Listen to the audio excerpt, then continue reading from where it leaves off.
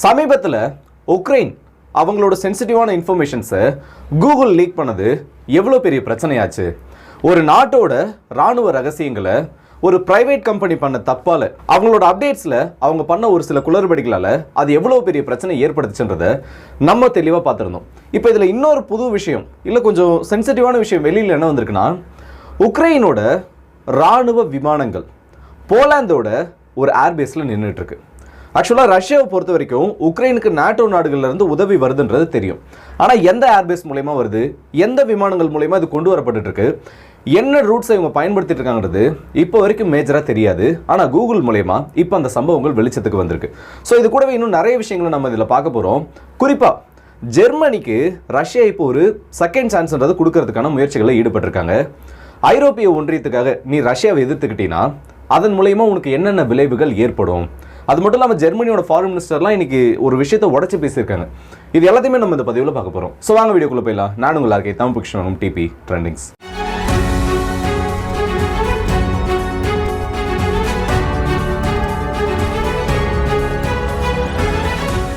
போலாந்தோட டெப்லின் air base இது வந்து NATO ஸ்டாண்டர்டில் இருக்கக்கூடிய நாட்டோவுக்கு சொந்தமான ஒரு முக்கியமான ஏர்பேஸ்னு சொல்லலாம். இது ரஷ்யாவை கவுண்டர் பண்ணுறதுக்காக மட்டும் இல்லாமல் எப்போ 2022 ரஷ்யா உக்ரைன் போரானது ஆரம்பிச்சதோ அப்போலேருந்து ஒரு குரூஷியல் லாஜிஸ்டிக் ஹப்பாக இந்த ஒரு ஏர்பேஸ் ஆனது மாறிட்டு இருக்கு. உக்ரைனை பொறுத்த வரைக்கும் ஆரம்ப காலகட்டத்திலேயே நிறைய அவங்களோட IL-76 MD வேரியண்ட்ல இருக்கக்கூடிய டிரான்ஸ்போர்ட் விமானங்களையும் AN-70 வேரியண்ட்ல இருக்கக்கூடிய அவங்க உள்நாட்டிலேயே தயாரிக்கப்பட்ட அந்த ராணுவ உபகரணங்களை கொண்டு செல்லக்கூடிய அந்த டிரான்ஸ்போர்ட் விமானங்களையும் கொண்டு வந்து பல நாடுகளில் நிறுத்தி வச்சிருந்தாங்க. அதில் ஒரு நாடு தான் போலந்து. ஏன்னா அப்போ ஒருவேளை அவங்க இந்த மாதிரி பண்ணாமல் விட்டுருந்தாங்கன்னா எப்படி ஆண்டனோவ் மிரியான்றது ரஷ்யாவோட அட்டாக்னால இந்த ஹோஸ்டமல் ஏர்போர்ட்ல வச்சு அழிக்கப்பட்டுச்சோ அதே மாதிரி அட்லீஸ்ட் ஒரு 10 விமானங்களையாவது உக்ரைனோட ஏர்ஃபோர்ஸ்ன்றது இழந்திருக்க ஒரு நிலைமைக்கு வந்திருக்கும். ஏன்னா ரஷ்யாவோட அட்டாக்ஸ்ன்றது அப்போ ரொம்பவே வந்து வீரியமாக நடந்துட்டு இருந்துச்சு. ஸோ இப்போ உக்ரைன் என்ன பண்ணுறாங்கன்னா அவங்க கிட்ட இருக்கக்கூடிய இந்த கார்கோ பிளேன்ஸை சேஃபாக கொண்டு போயிட்டு பக்கத்தில் இருக்கக்கூடிய நாட்டோ கண்ட்ரிஸில் நிறுத்துறாங்க. இதுக்கு அவங்க நாட்டோ கண்ட்ரிஸை சூஸ் பண்ணதுக்கு முக்கியமான காரணம் உக்ரைனை சுற்றி இருக்கிறது எல்லாமே நாட்டோ கண்ட்ரிஸ் தான். அது மட்டும் இல்லாமல் டேரெக்டாக ரஷ்யா வந்து நாட்டோ அடிக்கிறதுக்கு கொஞ்சம் யோசிப்பாங்கன்னு சொல்லிட்டு அவங்களோட வார் பிளேன்ஸை தவிர்த்து மற்ற எல்லா கார்கோ பிளேன்ஸையும் டிரான்ஸ்போர்ட் பிளேன்ஸ் எல்லாத்தையும் கொண்டு போயிட்டு போலாந்துலையும் இன்னும் சில நாடுகளையும் நிறுத்துறாங்க. இப்படி நிறுத்துறதுக்கு முக்கியமான காரணமே ஒரு மிலிட்டரி ஏர்கிராஃப்ட் ஒரு ஃபைட்டர் ஜெட் ஆனது அழிக்கப்பட்டுச்சுன்னா அதை ஈஸியாக வாங்கிடலாம். ஏன்னா அதோட காஸ்ட்ன்றது அதிகமாக இருந்தாலும் ஈஸியாக மற்ற நாடுகளோட உதவியோடு இவங்க வாங்கிடலாம். ஆனால் ஒரு டிரான்ஸ்போர்ட் விமானன்றது அழிக்கப்பட்டுருச்சு. ஒரு கார்கோ பிளேன் இந்த ஆண்டனோவ் மிரியா அழிக்கப்பட்டப்பவே உக்ரைனுக்கு அது ஒரு மேஜரான லாஸாக பார்க்கப்பட்டுச்சு. காரணம் என்னன்னா ஆக்டிவான ஒரு போர் நடந்துட்டு இருக்கு. அந்த இடத்துல சப்ளைஸ்ன்றது உள்ளே போய்கிட்டே இருக்கணும். சோல்ஜர்ஸ்க்கும் சரி இல்லை அங்கே இருக்கக்கூடிய அந்த ஃப்ரண்ட் லைனை டிஃபெண்ட் பண்ணக்கூடிய மற்ற ட்ரூப்ஸுக்கும் சரி இந்த சப்ளைஸ் ஆனது இடைவிடாமல் போய்கிட்டே இருக்கணும். ஃபாரின்ல இருந்து வரக்கூடிய அசிஸ்டன்ஸை ப்ராப்பராக உக்ரைனுக்கு கொண்டு வந்து சேர்க்கணும். ஒரு நாட்டில் இருந்து இன்னொரு நாட்டுக்கு பொருளை நம்ம இடமாற்றம் பண்ணணும்னா அதுக்கு இருக்கிறது 3 ஆப்ஷன் மட்டும்தான். ஒன்று ஏர்லிஃப்ட் பண்ணுறது, இந்த விமானங்கள் மூலயமா கொண்டு வருது. ரெண்டாவது ரோட் மூலயமா டிரான்ஸ்போர்ட் பண்ணுறது. மூணாவது இருக்கக்கூடியது கப்பல் வழி மட்டும்தான். இதில் ரோட் வைஸும் ஏர் வைஸும் மட்டும்தான். இந்த 2 வழியாக மட்டும்தான் உக்ரைனை மற்ற கண்ட்ரிஸால் ஆக்சஸ் பண்ண முடியும். காரணம் கருங்கடலில் இப்போ என்ன நடந்துட்டு இருக்கு, கிரீமியாவுக்கு இந்த பக்கம் இருக்கக்கூடிய சி ஆஃப் அசோவுக்கு பேரலாக இந்த பக்கம் இருக்கக்கூடிய கடல் பகுதிகளில் ரஷ்யாவோட ஏரியல் அட்டாக்ஸும் இல்லை ரஷ்யாவோட ட்ரோன் அட்டாக்ஸும் எந்த அளவுக்கு நடந்துட்டு இருக்குன்றது தெரியும். ஸோ இப்போ உக்ரைனால கண்டிப்பாக வந்து கடல் வழியை பெருசாக ஆக்சஸ் பண்ண முடியாது. ஸோ இந்த ஒரு காரணத்துக்காக தான் இந்த மாதிரி டிரான்ஸ்போர்ட்ன்றது அதிகமாக நடக்கணும்.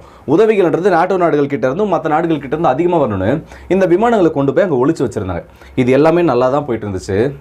இப்போ கடந்த ஒரு சில நாட்களுக்கு முன்னாடி வரைக்கும் அந்த மேஜரான லீக்கில் கூகுளோட அந்த அப்டேட்டில் எவ்வளோ பிரச்சனைகள் வந்ததுன்னு சொல்லி பார்த்தோம். இப்போ என்ன இருக்குன்னா இந்த டெப்லின் ஏர்பேஸில் வச்சு 7 IL-76 MD விமானங்களும் சில AN-70 விமானங்களும் இந்த இமேஜஸ் மூலயமா வெளியே லீக் ஆகியிருக்கு. அதோட லொக்கேஷன்ன்றது எங்கே இருக்குன்னு ஆக்சுவலாக இது வந்து பெரிய சென்சிட்டிவான இன்ஃபர்மேஷன் தான். ஏன்னா வந்து ரஷ்யா அந்த பேஸை அடிக்க போகிறது இல்லைனாலும் குரூஷியல் டேட்டான்றது இப்போ உங்களுக்கு கிடச்சிருக்கு. எத்தனை விமானங்கள், ஏன்னா உக்ரைன் கிட்ட இருக்கிறதே சில நம்பர்ஸ் தான், எண்ணிக்கையில் விரல் விட்டு எண்ணக்கூடிய அளவு விமானங்கள் தான் இந்த டிரான்ஸ்போர்ட் ஏர்கிராஃப்ட்ஸ்ன்றது உக்ரைன் கிட்டே இருக்குது. அதை எல்லாத்தையும் கொண்டு போயிட்டு இந்த இடத்துல வச்சிருக்காங்கிறது ரஷ்யாவுக்கு இப்போ ரொம்ப கிளியர் கட்டாக தெரிஞ்சிருச்சு. இது இவ்வளோ நாள் ட்ராக் பண்ண முடியாமல் இருந்ததுக்கு மேஜரான காரணம் என்னென்னா, பொதுவாகவே இந்த டிரான்ஸ்போர்ட்டர்ஸை பற்றி நம்ம பேசியிருப்போம். ஒரு விமானமானது பறக்குதுன்னா அதோட டிரான்ஸ்போர்ட்டர்ஸ் வந்து ஆனில் இருக்கணும். அப்போ தான் சிவிலியன் ஏர்கிராஃப்ட்டுக்கு எதிர ஒரு விமானம் வரது தெரியும். ஃப்ளைட் ட்ராக்கிங்லையும் நம்மளால் அதை கண்டுபிடிக்க முடியும். ஆனால் இந்த மாதிரி சீக்ரெட்டான மிஷன்ஸ் பண்ணுறப்போ ட்ரோன்ஸாக இருக்கட்டும், ஏர்கிராஃப்ட்ஸாக இருக்கட்டும், ஃபைட்டர் ஜெட்ஸாக இருக்கட்டும், இல்லை வானத்தில் பறக்கக்கூடிய எந்த ஒரு விமானமாக இருக்கட்டும், அதில் இந்த டிரான்ஸ்பாண்டர்ஸை ஆஃப் பண்ணிவிடுவாங்க. கிட்டத்தட்ட ரேடாரை தவிர்த்து மற்ற எந்த ஒரு டிவைஸும் இந்த விமானமானது தெரியாது. அதோட பப்ளிக் அவைலபிலிட்டி இல்லை அதோட டேட்டான்றது யாருக்குமே கிடைக்காது. ஸோ இந்த மாதிரி இருக்கப்போ ரஷ்யாவால் பெருசாக இந்த மாதிரி ட்ராக் பண்ண முடியாது. இப்போ இந்த டேட்டாவானது கிடச்சிருக்கிறது சைபர் அட்டாக் நடத்தப்படுறதுக்கோ இல்லைனா ஜெர்மனியில் அடிக்கடி பார்த்தோன்னா வந்து சில வேர் ஹவுசஸில் தீயானது பிடிக்கும், இல்லை சில இடங்களில் வந்து உக்ரைனுக்கு உதவிகள் பண்ணக்கூடிய இடங்களில் சில ஃபேக்ட்ரிஸில் ஃபயர் ஆனது ஏற்படும். இந்த மாதிரி ரஷ்யாவோட சைபர் ஃபோர்ஸஸை வச்சு மட்டும் இல்லாமல் ரஷ்யாவோட உளவாளிகளை வச்சும் இந்த பேஸ் மேலே ஒரு அட்டாக் ஆனது நடத்தப்படலாம். இதில் ஏதாச்சும் ஒரு விமானம் அழிக்கப்பட்டால் கூட, இதில் இருக்கக்கூடிய 7-8 விமானங்களில் ஏதாச்சும் ஒன்று அழிக்கப்பட்டால் கூட உக்ரைனுக்கு அது ஒரு மேஜர் ப்ளோவாக மாறிடும். MiG-29 இழக்கிறத விடவும் ஒரு F-16 விமானத்தை இழக்கிறத விடவும். ஸோ இப்போ வெளியாகி இருக்கக்கூடிய இந்த தகவல், இந்த இமேஜஸ் எல்லாமே உக்ரைனுக்கு பல சிக்கல்களை இந்த இடத்துல ஏற்படுத்த ஆரம்பிச்சிருக்கு. பேரலாக பார்த்தோன்னா ஜெர்மனியாக இருக்கட்டும், அமெரிக்காவாக இருக்கட்டும், இந்த உக்ரைன் சம்மந்தப்பட்ட போரில் புது புது தகவல்களை வெளியிட்டுக்கிட்டே இருக்காங்க. கிரெம்லினோட ஸ்போக்ஸ் பர்சன் டிமிட்ரி பெஸ்கோவ் ஒரு விஷயத்த சொல்லியிருக்காரு. ஜெர்மனி வந்து 2022க்கு முன்னாடி வரைக்கும் ஒரு எக்கானாமிக் ஹப்பாக இருந்தாங்க. ஏன்னா ஜெர்மனியோட தொழில்நுட்பத்தை பற்றி நமக்கு தெரியும். இண்டஸ்ட்ரீஸாக இருக்கட்டும், இன்ஜின்ஸாக இருக்கட்டும், ஐரோப்பிய ஒன்றியத்திலேயே ஒரு டாப் நாச்சான இண்டஸ்ட்ரியல் கண்ட்ரினா அதில் ஜெர்மனிக்கு ஒரு முக்கியமான இடம் இருக்குது. ஆனால் இப்போ அதே பேரில் ஜெர்மனி இருக்கா?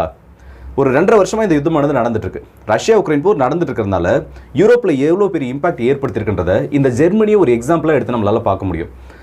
ப்ரைஸிங்காக இருக்கட்டும், கேஸ் ப்ரைஸிங் வந்து வெளியில் பெருசாக எதுவும் தெரியலனாலும் 2022 மற்ற நாடுகளில், ஐரோப்பிய ஒன்றியம் அல்லாத மற்ற நாடுகளில் கேஸ் ப்ரைஸஸ் இருந்ததுக்கும் இல்லை அவங்களோட நாட்டில் ஃபியூவல் கன்சம்ஷன் ரேட்ன்றது இருந்ததுக்கும் இப்போ ஜெர்மனியில் அதே 2.5 வருஷம் கழிச்சு அந்த நாடுகளில் ஜெர்மனி எடுத்து பார்த்தோன்னா எல்லா நாட்டிலையும் விலை ஏறி தான் இருக்குது. ஆனால் அந்த இன்க்ரீஸ் ஆகிற ரேட்டுன்றது நியர்லி 40% வரைக்கும் ஜெர்மனியில் அதிகமாக இருக்குது. அதுக்கு மேஜரான காரணம் என்ன தெரியுமா? ரஷ்யாவோட கேஸும் ரஷ்யாவோட க்ரூடும் வேணான்னு சொன்னதுனால. இன்னும் வந்து அவங்க கம்ப்ளீட்டாக ஸ்டாப் பண்ணலை, சில சோர்சஸ் மூலிமா வந்து இம்போர்ட் பண்ணிட்டு தான் இருக்காங்க.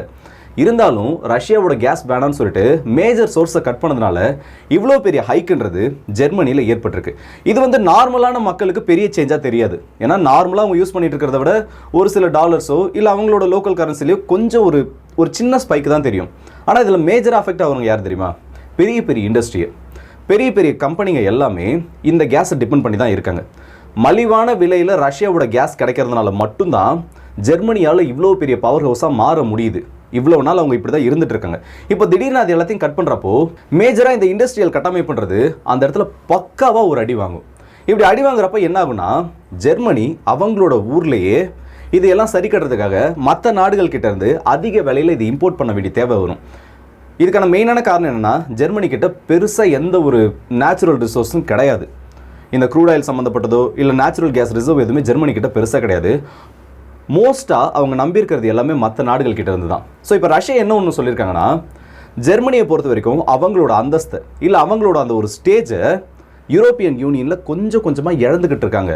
ஜெர்மனி இதே மாதிரி போயிட்டு இருந்தாங்கன்னா அவங்களோட அந்த இண்டஸ்ட்ரியல் ஹப்புன்ற மதிப்பை கூடிய சீக்கிரத்தில் இழந்துருவாங்க. ஸோ இப்போ ஜெர்மனி விழித்து கொள்ள வேண்டிய நேரம் இது. இந்த டைமில் வந்து இந்த மாதிரி ஜெர்மனி வந்து ரஷ்யன் கேஸஸை வாங்காமல் விட்டுட்டாங்க. இல்லை ரஷ்யன் கேஸஸை வாங்கலைனாலும் இன்டைரக்டாக அவங்க பண்ணக்கூடிய இந்த செலவினங்களால் அவங்களோட நாட்டு மக்களுக்கு எந்த அளவுக்கு பிரச்சனை வருதுன்னு அவங்க புரிஞ்சுக்காமல் விட்டுட்டாங்கன்னா அது ஜெர்மனியோட டவுன்ஃபால்க்கு வித்துடுன்னு ஒரு செய்தியை சொல்லியிருக்காங்க. இதே மாதிரி ஜெர்மனியோட ஃபாரின் மினிஸ்டரும் இன்றைக்கி அவங்களோட லோக்கல் இன்டர்வியூவில் ஒரு விஷயத்த சொல்லியிருக்காங்க. 35% ஸ்கூல்ஸோட காலேஜஸோட கிண்டர் கார்டனோட ஃபண்ட்ஸ்ன்றது உக்ரைனுக்கு டிரான்ஸ்ஃபர் பண்ணப்பட்டிருக்கு. இது வந்து சாதாரணமான ஒரு விஷயம் கிடையாது. இந்த டேட்டாஸ் எல்லாம் வெளியில் வர அவங்களோட நாட்டுக்குள்ளேயே பிரச்சனையானது வரும். நீங்களே சொல்லுங்கள், உங்களோட நாட்டில் இருந்துக்கிட்டு, ஏன் நம்மள இந்தியாவிலே இருந்துக்கிட்டு இங்கேயே நிறைய பிரச்சனைங்க இருக்குது, இல்லைன்னு சொல்லலை. இப்போ இங்கே இவ்வளோ பிரச்சனைங்க இருக்கப்போ வேறு ஏதாச்சும் ஒரு நாட்டுக்கு இல்லை வேறு யாரோ ஒருத்தவங்க நம்மளோட ஃபண்டில் இருந்து இங்கே வர வேண்டிய ஃபண்டில் இருந்து வெளியில் எடுத்து கொடுத்தா நம்ம சும்மா இருப்போமா? அதே மாதிரி ஒரு நிலமை தான் இப்போ அந்த இடத்துலையும் போயிட்டுருக்கு. நீங்கள் இந்த இடத்துல வந்து நிறைய பேர் ஒரு பதிலில் சொல்லலாம், இல்லை ப்ரோ இந்த இடத்துல வந்து மற்ற நாடுகளை வந்து நம்ம கொஞ்சம் அரவணைச்சாகணும், இந்த இடத்துல டிப்ளமசின்றது ஒரு மெயினான விஷயம்னு சொல்லிட்டு அதுக்கு ஒரு பர்சன்டேஜ்ன்றது இருக்குது. நீங்கள் உங்களோட ஃபண்டில் இருந்து ஒரு 5% வரைக்கும் மேக்ஸிமம் டிப்ளமசிக்காக மற்ற நாடுகளுக்கு செலவு பண்ணலாம்.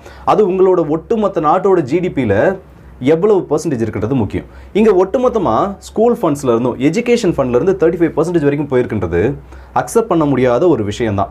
இதுக்கு பேரலாக ஃப்ரான்ஸோட பிரசிடென்ட் எமானுவல் மேக்ரோன் அவரோட ட்விட்டர் ஹேண்டலில் அஃபிஷியலாக ஒன்று சொல்லியிருக்காரு.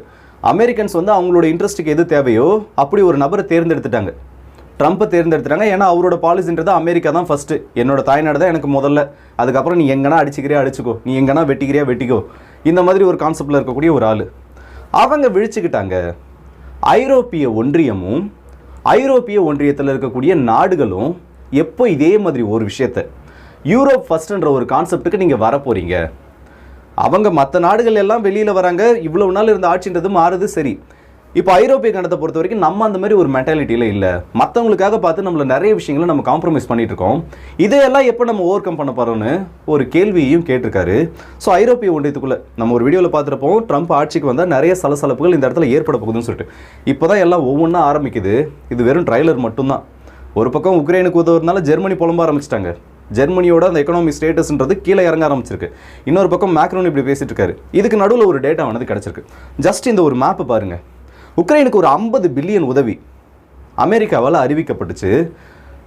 ஒரு ஹியூஜ் ஃபண்டுன்னே சொல்லலாம். நம்ம வந்து இதெல்லாம் வந்து கணக்கு பண்ணி பார்த்தோன்னா தலை சுற்றுற அளவுக்கு ஒரு பெரிய அமௌண்ட்டு. இது வந்ததுக்கப்புறம் உக்ரைன் டெவலப் ஆச்சோ இல்லையோ, ஆக்சுவலாக இன்னும் அந்த உதவி வந்து கம்ப்ளீட்டாக உக்ரைனுக்கு போய் சேரல. ஆனால் எந்தெந்த ஜோனில் இருக்கக்கூடிய இண்டஸ்ட்ரீஸ், எந்தெந்த ஜோனில் இருந்து இந்த ஃபண்டானது இம்ப்ளிமெண்ட் ஆகிட்டு இருக்கு, யார் யாரெல்லாம் இதன் மூலயமா பயனடைகிறாங்கன்ற அந்த ஒரு கிராஃப் இப்போ வெளியாகிருக்கு.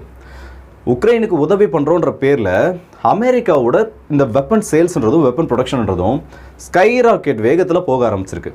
நினச்சி பாருங்கள், ஒரு நாடு வந்து ஒரு வருஷத்தில் ஒரு 100 பில்லியன் அளவுக்கு ஆயுத விற்பனையை பண்ணுது. தோராயமான ஒரு கணக்கு, ஏன்னா அதுக்கு வந்து கேட்காதீங்க யாரா 100 பில்லியன் அளவுக்கு ஆயுத விற்பனை பண்ணுறாங்கன்னு சொல்லிட்டு. தோராயமாக ஒரு 100 பில்லியன் அளவுக்கு உலகத்தில் இருக்கக்கூடிய ஒரு 40-50 நாட்டுக்கு ஆயுத விற்பனையை பண்ணுது. ஆனால் திடீர்னு பார்த்தோன்னா அடிச்சுதுரா ஜாக்பாட்டுன்னு ஒரு நாட்டுக்கே 50 பில்லியன் அளவுக்கு இல்லை ஒரு 60 பில்லியன் அளவுக்கு மிலிட்டரி எய்டுன்ற பேரில் பிஸ்னஸை பண்ணால் எப்படி இருக்கும்? அதுதான் இந்த இடத்துல நடந்துகிட்ருக்கு. உக்ரைனுக்கு வந்து நிறைய பேர் வந்து நீங்கள் சொல்கிறீங்க உக்ரைனுக்கு வந்து அமெரிக்கா ஹெல்ப் பண்ணிகிட்டு இருக்காங்க, உக்ரைனுக்கு வந்து அமெரிக்கா ஆயுதங்களை கொடுத்து உதவி பண்ணிட்டு இருக்காங்கன்னு. இங்கே எதுவுமே உதவி கிடையாது. ஓப்பனாக ஒரு விஷயத்த சொல்கிறேன், உக்ரைன் வந்து உதவிகளை வாங்கிட்டு இல்லை, கண்ணுக்கு தெரியாத ஒரு கடனை வாங்கிட்டு இருக்காங்க. 2ஆம் உலகப் போரில் ஜெர்மனியால் ஏற்படுத்தப்பட்ட அழிவுகளுக்கு ஒரு சில வருஷங்கள் முன்னாடி வரைக்கும் ஜெர்மனி அந்த வட்டியை கட்டிக்கிட்டு இருந்தாங்க. இதே மாதிரி வரப்போகிற காலங்களில் இல்லை வரப்போகிற சில வருடங்களுக்கு இதே மாதிரி ஒரு வரியை இல்லை இதே மாதிரி ஒரு கப்பத்தை வெஸ்டர்ன் கண்ட்ரிஸ்க்கு உக்ரைன் கட்ட போகிறாங்க. இதுதான் நிதர்சனமான உண்மை. இதை வந்து யாராலையும் மறுக்க முடியாது, மறைக்கவும் முடியாது. இவங்க வந்து கடன் கொடுக்குறாங்க, உதவிகள் பண்ணலை. உதவின்றது வேற, கடன் கொடுத்துக்கிட்டு அது எல்லாத்துக்கும் வட்டி கணக்கை எழுதிக்கிட்டே வராங்க.